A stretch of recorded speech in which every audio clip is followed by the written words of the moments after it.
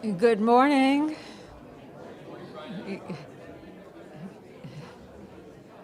Good morning, everyone. I'm so glad you all enjoy each other so much. Good morning and welcome to the Unitarian Universalist Church of the Desert. I'm Bryna Blum, your worship associate this morning, honored to be standing here in support of one of my very favorite people, my teacher, my friend, my rabbi, Rabbi Dr. Jules King. Before we begin, please take a moment to silence your cell phones or any other technology you brought along with you today. Everyone who knows me well knows I am not a political person. I am a humanist with what I feel is a strong sense of what's decent and what's right. What I'm about to say is about what is so wrong. Immediately upon taking office, the current president, who shall remain nameless, signed an executive order challenging birthright citizenship, a right enshrined in the Constitution since 1868. Several days later, in the Supreme Court, the Justice Department cited an 1866 act that excluded Native Americans from birthright citizenship. In other words, Mr. Nameless wants to throw out the Constitution to exclude the first people on this land from the benefits of the land. This includes the Cahuilla people, who have inhabited this land for over 3,000 years, much of it right here, where we are worshiping today in this sanctuary. So it's my privilege to express on behalf of all of us my gratitude that we are on the historic homelands of the various bands of Cahuilla people, and we honor the unique relationship that we hope emerges between our community and the indigenous people and their traditional territories. Let this acknowledgement serve as a reminder to recognize, honor, reconcile, and partner with the Cahuilla people, whose lands and water we benefit from today. On Easter Sunday, in what turned out to be his final public remarks, Pope Francis said, "How much contempt is stirred up at times towards the vulnerable, the marginalized, and the migrants. On this day, I would like all of us to hope anew and to revive our trust in others, including those who are different than ourselves and who come from distant lands, bringing unfamiliar customs and ways of life and ideas. In this congregation, in this sanctuary, we welcome those people. We welcome people of all sexual orientations and gender identities, of all ages and sizes, people of all economic statuses and professions, civic engagement, and of all physical or mental abilities. We welcome people of all races and ancestries and cultures. We welcome you wherever you come from, whoever you love, whatever your immigration status. We welcome all those who will learn and grow with us as we commit together to embrace the rich and beautiful diversity of the world and to build a community centered in justice, in compassion, and most importantly, in love.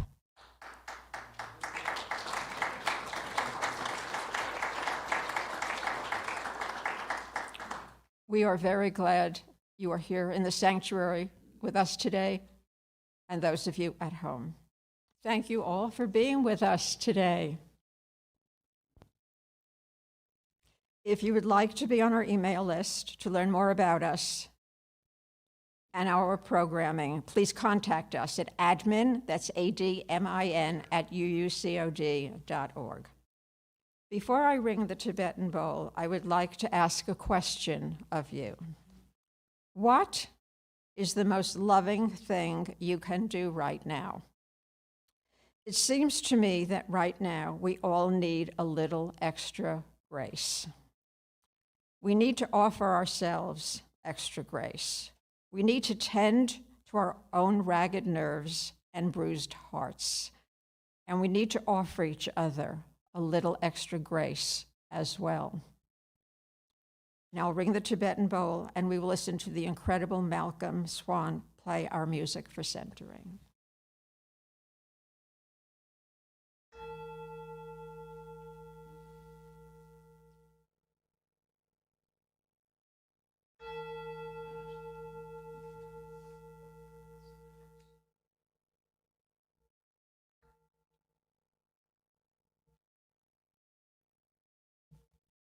Good morning. I saw you get lost in that. That was intentional. I asked Malcolm to please play one of my most favorite pieces. And I will have something more to say about what music is and does for me, and I think all of us. So welcome onto this beautiful morning. It's great to see all your beautiful faces and to be here again with you, a pulpit that I'm familiar with, of course. This is where Desert Outreach Synagogue makes their home too, and thank you to the Unitarians and to my dear brother and my friend, my colleague, Reverend Ian, and to all of you for making this happen for all of us today and every week. I love the flowers, by the way. Aren't they beautiful? Absolutely beautiful. You know, I think we're all looking for a little bit of beauty in our lives in a world that feels so ugly. And so I'm looking for it from the moment I wake up in the morning and I see my little mini golden doodle, Levi, and then I get to come here and I see all of you. Come into this place. Come into this place with your whole self, the parts that are raw and exposed, the part that is beaming with joy, the part that is seeking the truth, the new, the possibility. Come into this place. Open your heart. Lay down your burden. Lift up your hope for something new to happen. Come into this place with fellow travelers on their journey and on the journey. Some faces new and some familiar, and all welcoming you here, now, to this moment. Come, let us worship together. Please sing with me. Page 38, Morning Has Broken.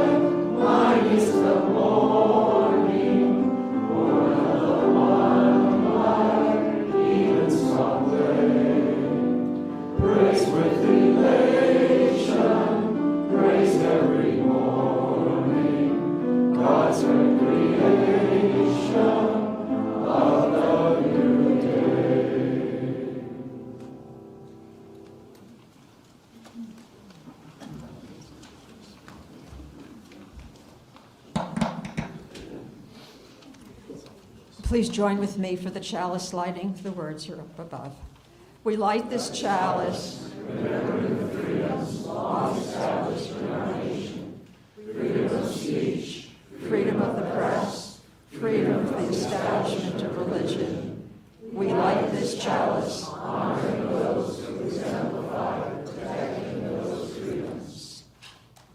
and of our esteemed president, the only one I will actually name, Bob Rancourt, would do us the honor of lighting the Biopark candles. We light these candles in solidarity with Black, Indigenous, and other people of color as we journey together towards spiritual wholeness. May we, as a beloved community, work to dismantle racism and all forms of oppression. May we live out our values so that justice, dignity, and equity for all prevail.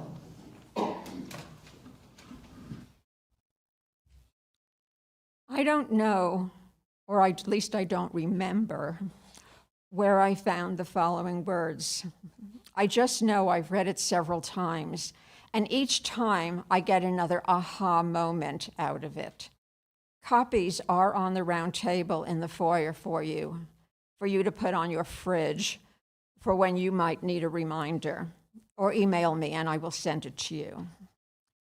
It's difficult to know what to think these days. Like so many other people around the world, I've been struggling to hold myself above despair. Reading this, I was reminded how important it is to engage with the news as we would any other toxin, carefully and in microdoses, and to care for ourselves in the midst of crisis. The healthier and more grounded we are, the more we can give and respond effectively. Here are some little directives you might enjoy too. Dance. Get up and dance right now. One great song, even if you don't feel like it, you will feel better. I know you will. One great song. Lean into beauty. Seek out and lean into beauty. Every instance of it you can find, and call every sighting of beauty breaking news. Be in nature. Go outside and stay there. Walk, hike, snowshoe, anything, wind or no wind, rain or no rain. You will be happier to have been outside, even for 10 minutes. Go. Open sky mind. Meditate for 20 minutes every freaking day. Or stare at the sky for 5 full minutes without looking away. Let your mind become the sky. The clearer your mind, the more you're capable of thinking and acting clearly. Take poetry and music as your essential nutrients. Start the day with poetry. Read it aloud or sing it if you like. Have dinner with music that has survived for centuries. I'm sure Malcolm can suggest a few composers. Liberate your mornings. No technology for breakfast. Let the tone of your mornings be set by books and music, writing and walking, knitting, yoga, and silence. Color. Paint anything. A page of your journal, the bathroom mirror, the snow, your toes. Be sure to color outside the lines. Disseminate joy. Make someone's day. A surprise call, an actual pen and paper letter. Compliment the checkout person. Buy the coffee of the person behind you in line. Give the guy on the street some badly needed change. Smile at everyone. Wave at children. Give someone a hug. Do 3 handstands. Yes, I know that's a visual. Take a bath. No brainer, but make it a good one. Bubbles, candles, choral music. Just sit and soak. Knit. Right, Reverend Ian? Knit something beautiful and then give it away. Love, obviously. Gather with people who are your heart music. Wrap yourself in love daily and then give it away over and over again. I promise it will come back to you.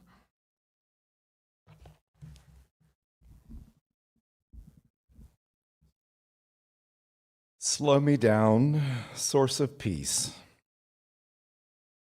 Ease the pounding of my heart by the quieting of my mind.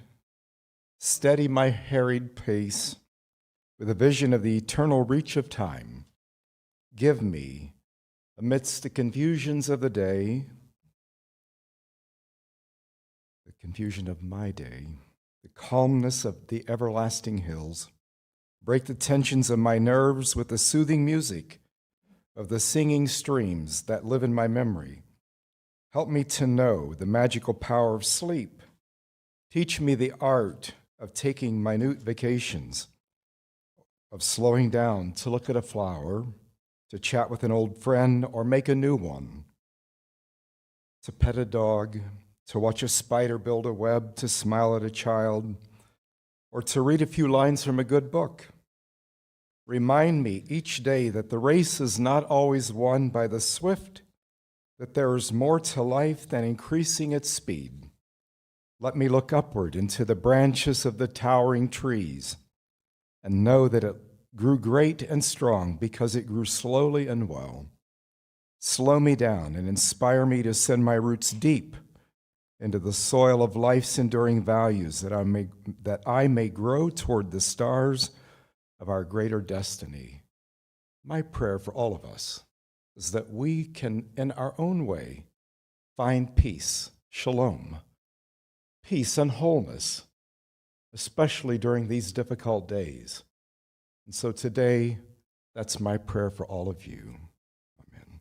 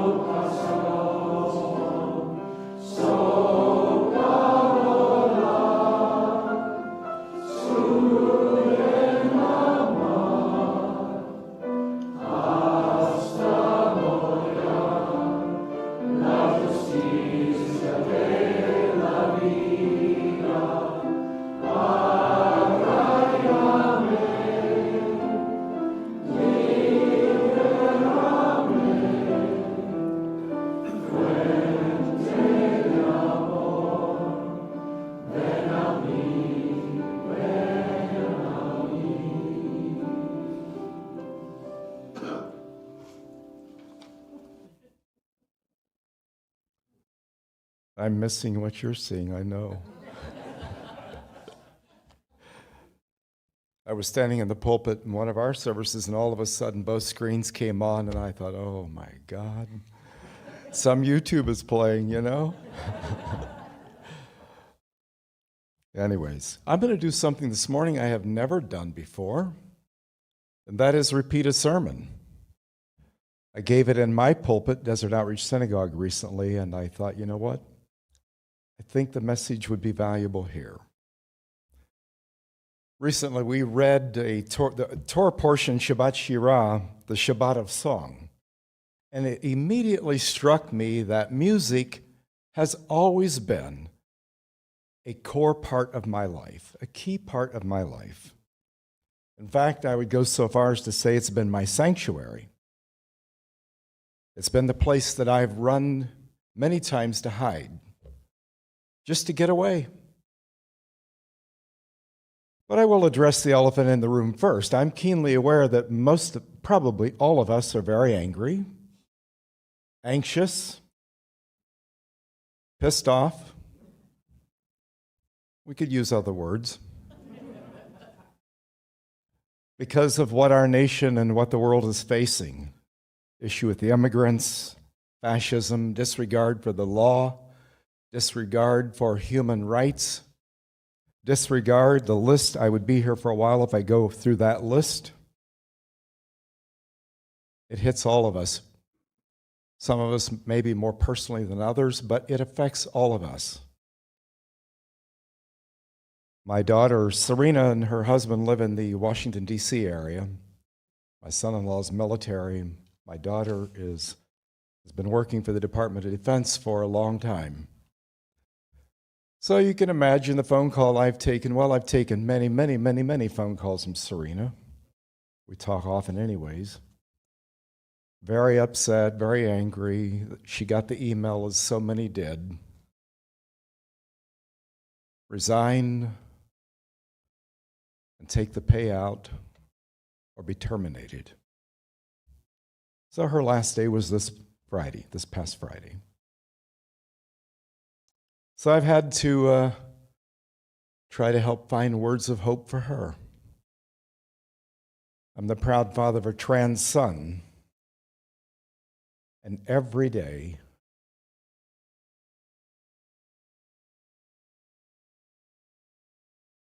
I worry. Thankfully, he lives in Portland, Oregon, which is a little bit like here, a little bit of a bubble. But I worry every day. Will my son be okay? So I come from a place of seething anger like you. This sermon for me this morning is to me first, and I hope all of you. Because I know you, like me, share worries and concerns too. So how do I talk to myself? What do I say to calm myself down? Because I want to be there for my children and those that I serve. And while my sermon it will not solve all of our problems today, I do feel like most of us could use some encouragement. We're just looking for that little thread of hope to get us to tomorrow, maybe even to get us to the next hour, to preserve our own sanity, to take that break that we desperately need. That's why Claire de Lune comes into my space. I saw the TV coverage recently and read the coverage as well of the town hall visit that Congressman Raul Ruiz held out in, I think, India or somewhere in the East Valley. Over and over and over again, I saw one person after another stand and ask questions, but ultimately the question they were asking was, how do we find hope? Where do we go from here? As brilliant as he is, he offered some suggestions. And it made me think, do you ever dream of being able just to fly away anywhere and escape whatever this reality is that we're living? If you've ever attended my services, DOS, you know that I absolutely love music. Music is and has always been a key part of my life. I've studied music from the time I was a little boy. I've played many instruments, piano and organ being my favorites. But if you come to my home, music is always playing, 24/7, even when I sleep. I can't imagine a world without music. If there's a hell, for me, that would be a life without music. It's what lifts me up. It's what brings me hope. It's what gives me joy. So you can imagine how thrilled I was when I thought of Shabbat Shirah, that Torah portion, to confirm that the answer lies right there for me. And I believe that the answer is, how do we find hope? How do we find meaning in life? Applies to all of us, Unitarians, Christians around the world, Catholics. It doesn't matter who we are, where we come from. It applies to all of us. Music is endlessly mysterious and has this formidable hold over all of us. Listening to music is not just auditory and emotional, it is motoric as well. As we listen to music with our muscles, Nietzsche said.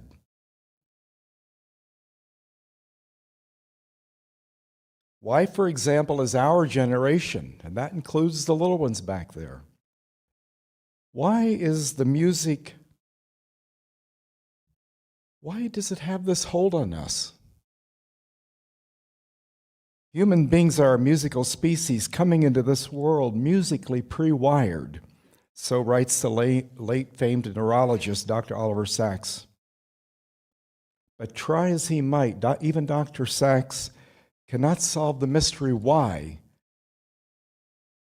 We will take some lessons and we will discover the deeper meaning and the reasoning behind the power of music and its ability to lift our spirits to unprecedented heights, to allow us to fly, to travel to faraway places. Music is endlessly beautiful and yet mysterious, and there are so many questions that we have about it. What gives music its power? Even in other languages, that's what I used to tell my members and attendees 9 years ago when I started the synagogue. If you don't know the Hebrew la la la long until you just hear it over and over again and you learn it. But music has this power. How does it have the ability to transport us to another time and place, to lift a broken spirit, to bring a tear to a happy soul? Why does a song have the capacity to reach the depths of our heart, bring old memories alive, awaken our deepest aspirations, and naturally cause us to dance to the beat? I know you've been there. You could be sitting just feeling nonchalant, and all of a sudden, you got tears running down your cheeks, so you're feeling this joy. We learn the spoken language at home and at school, but who taught us to sing? Why do we naturally respond to music, moving to its beat, singing to its tune? What is the soul of song? Dr. Sacks cannot even solve the mystery, although he does make some fascinating observations concerning the extreme effects that it has on the brain and how lives can be utterly transformed by the simplest of harmonies. Sacks demonstrates how music has been used successfully as treatment for many kinds of mental suffering. He even discovers an astonishing sight of agitated Alzheimer's patients becoming suddenly calm when music is played for them. I'm a big YouTube watcher, and recently I discovered this beautiful YouTube of this very elderly woman sitting at the piano. Dementia had taken all of her reasoning power, all of her communication skills away from her. She sat down to the piano, being classically trained, and she played the most brilliant classical piece completely all the way through. Talk about the power of music. In the end, Dr. Sacks concludes that human beings come into this world musically pre-wired.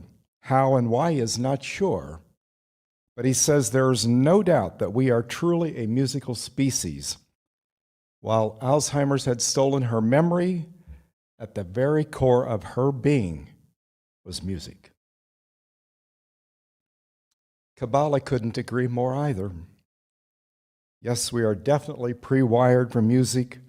We are definitely a musical species. In fact, that's what Ray Charles had to say about himself. He said, I was born with the music inside of me. And it's true for all of us. Music is our soul's mode of transportation. You know, we can come and go all we want. We can get on a bike, we can get in a plane, we can ride in a car, we can find different ways to transport ourselves, but nothing transports us like music. So what carries our soul from place to place? I believe it's the wings of song. Without song, the soul remains stuck in one place. And certainly King David knew that when he composed the beautiful Psalms that we read.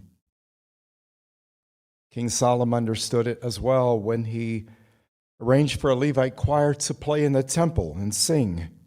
And certainly our sages understood this when they decreed that to ascend the staircase of 15 steps to the temple, they would sing the Psalms.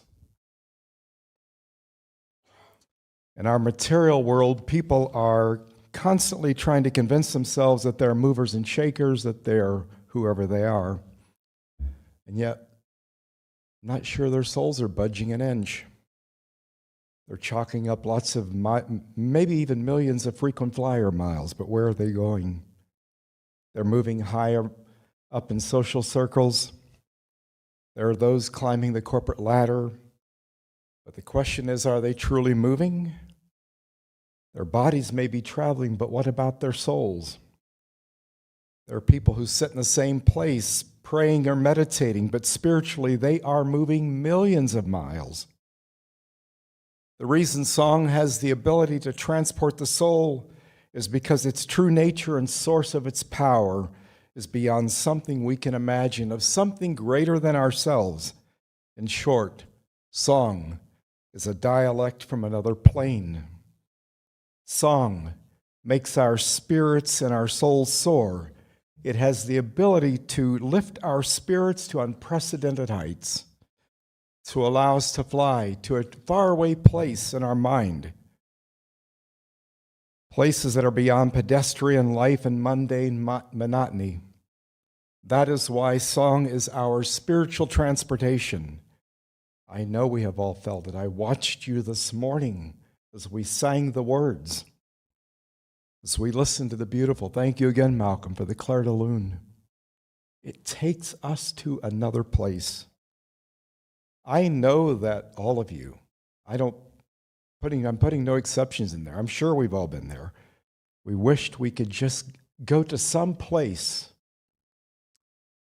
maybe out in nature on a hike where nobody can hear us and we sing unfettered, not bound by anything or anyone, and just let it rip, you know?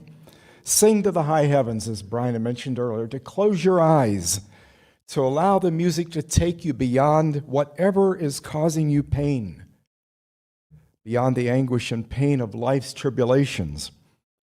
Or as the great Shabbatai Zusha Zimmerman, otherwise known as Bob Dylan, sang, take me disappearing through the smoke rings of my mind, down the foggy ruins of time, far past the frozen leaves, the haunted, frightened trees, out to the windy beach, far from the twisted reach of crazy sorrow.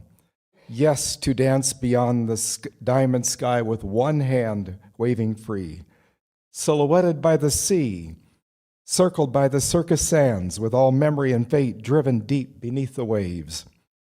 Let me forget about today until tomorrow. This explains the compelling power of music throughout time.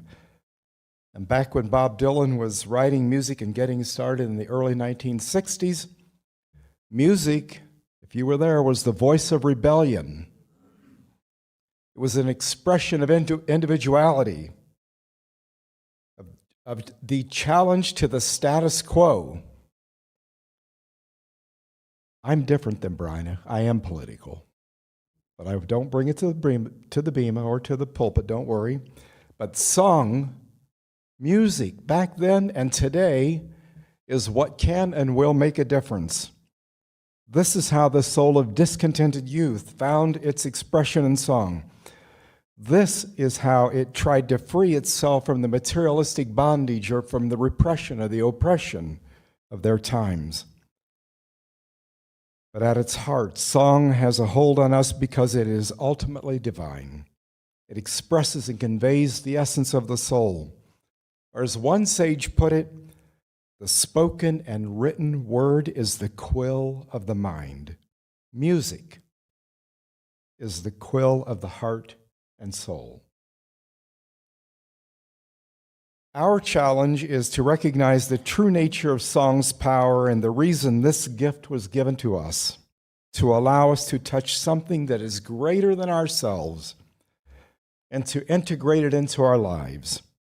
Not just to listen to pleasant harmonies and dance to the beat, but to allow the soulful language of music to strengthen our commitments, connect us with our higher calling, whatever that may be to each of us, and connect, more importantly, to each other, especially now, to take that much-needed sanity break and to help us through these troubled and difficult times.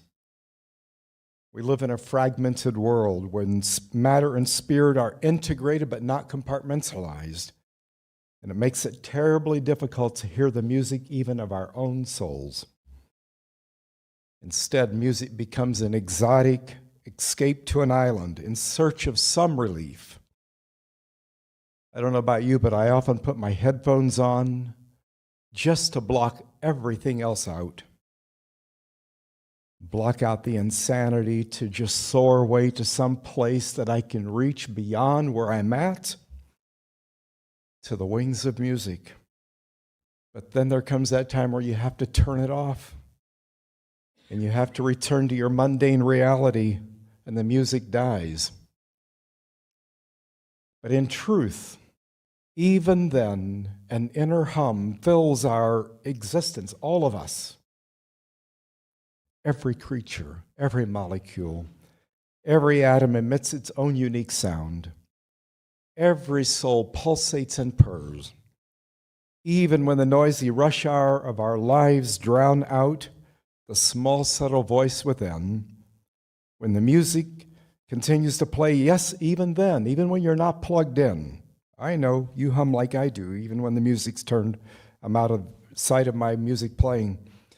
And I know that more often than not, even though I should turn off the music for a bit, I find myself humming to the music that was just playing or something else. In a seamless or a perfect world, all of our experiences would sound like a song. All of our movements would look like a dance. If our inner and outer selves would be aligned, we would be singing all the time. Imagine, how would it feel to hear the song of your soul, or perhaps of others? We have an idea what that's like every time we experience a moment of truth, an experience that resonates with us so deeply. We feel it here. We feel that inner existence of music. But those moments are fleeting and far between. So how do we access the music all the time?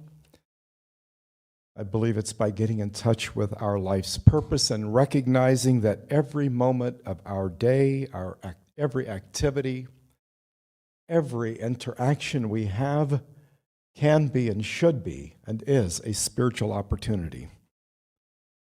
Imagine a world in which the music is playing all the time. Imagine hearing a song in every breath you take, in every step you make.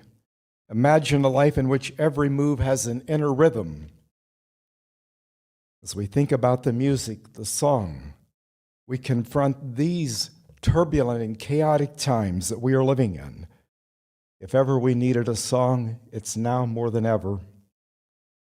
The music more than ever to quiet our minds, our souls, and our spirits. And yes, we need the song to sing and stand together in community, to protest, to lift our voices together. We are being heard. That's the good news. And we're making ourselves heard by our voices. So let's keep singing. Music gives us all a voice and a connection to each other and our community. The song, the singing together can, and it will move us forward. We are not powerless. We are imbued with the power to do something. So let's make our voices heard, turn our lives into an extended symphony. And I quote from Peter, Paul, and Mary, "The stream sings it to the river sings it to the sea sings it to the boat that carries you and me. We are the boat, we are the sea. I sail in you, you sail in me. This is our common song. It is high time to start singing. Let me hear your voices. Peace, salam, shalom."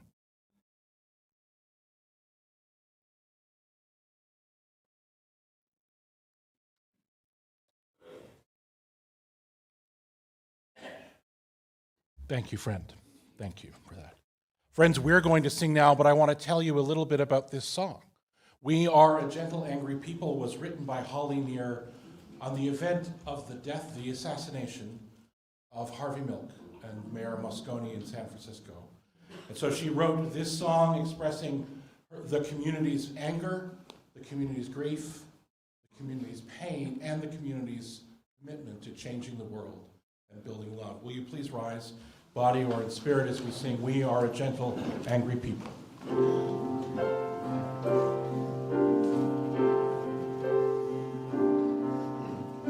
We are a gentle, angry people, and we are singing for our lives.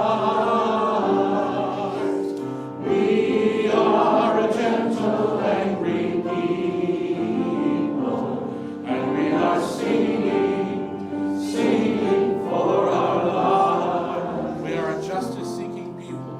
We are a justice-seeking people, and we are singing for our lives. We are a justice-seeking people, and we are singing for our lives. We are young and old together. We are young and old together, and we are singing for our lives. We are young and old together, and we are singing for our lives. We are a land of many colors. We are a land of many colors, and we are singing for our lives. We are a land of many colors, and we are singing for our lives. We are gay and straight together. We are gay and straight together, and we are singing for our lives. We are gay and straight together, and we are singing for our lives. We are a gentle, loving people. We are a gentle, loving people, and we are singing for our lives. We are a gentle, loving people, and we are singing for our lives.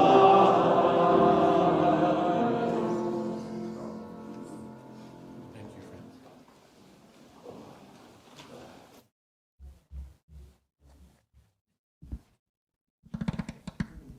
Admitted, he is the best song leader.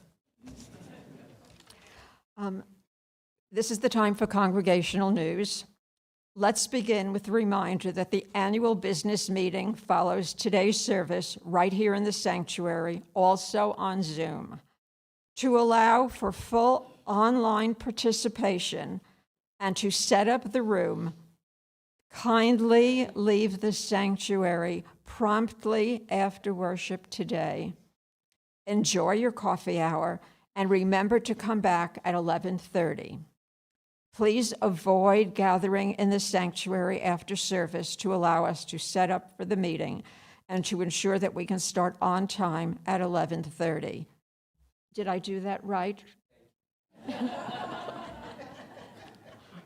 Now, on behalf of social justice, a few words from Denise Johnson-Eager.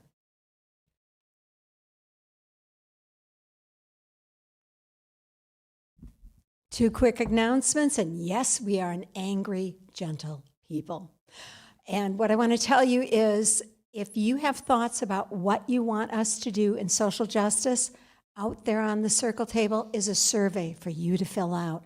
We want to hear from you. Let us know what you want us to do.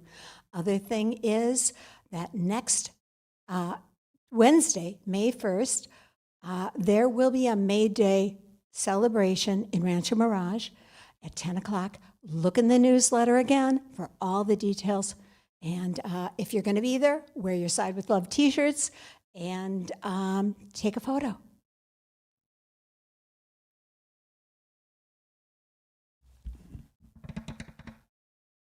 Next, big news.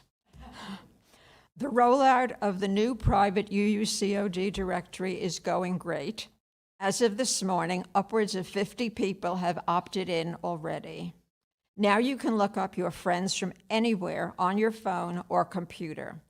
Most of us uploaded photos, which is great for those of us who sometimes stumble on names.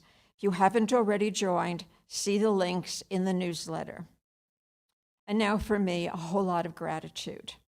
Rabbi, from the day we met, you have added so much to my life. Thank you for being with us today. To Malcolm,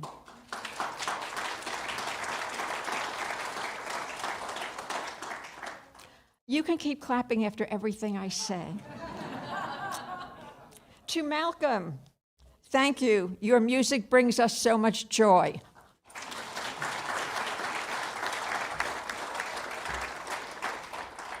To the tireless AV team. I'm not done yet. You interrupted me. To the tireless AV team for all the work you put in and week out. You rock. Thank you from all of us. To the ushers and greeters, thank you for making everyone feel so welcome here every single week. To hospitality, thank you from all the beneficiaries at the coffee hour for your work in the kitchen. And to Sue Kaspari, many thanks for making sure the sanctuary is perfect for us every week. Friends, think about it. Who have you thanked this week? Please join with me as Rabbi extinguishes the chalice. The words are on the screen.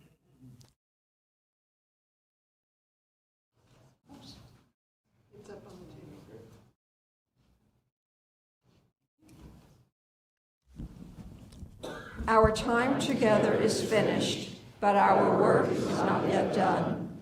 May our spirits be renewed and our purpose resolved as we meet the challenges of the week to come. The chalice flame is extinguished until once again ignited by the strength of our communion. Go in peace.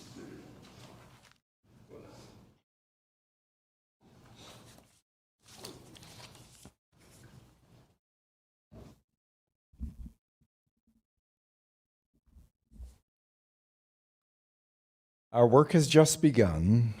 Our work here this morning is at an end. Our work has just begun.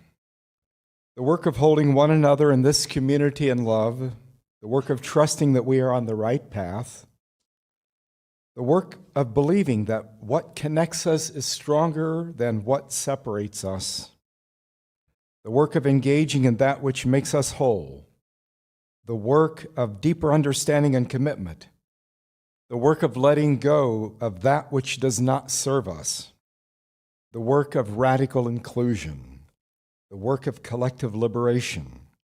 The work of this beloved community, a beloved community of which we are all a part, a place where we are welcomed, respected, valued, and cherished, a place where we belong. Peace. Salam. Shalom.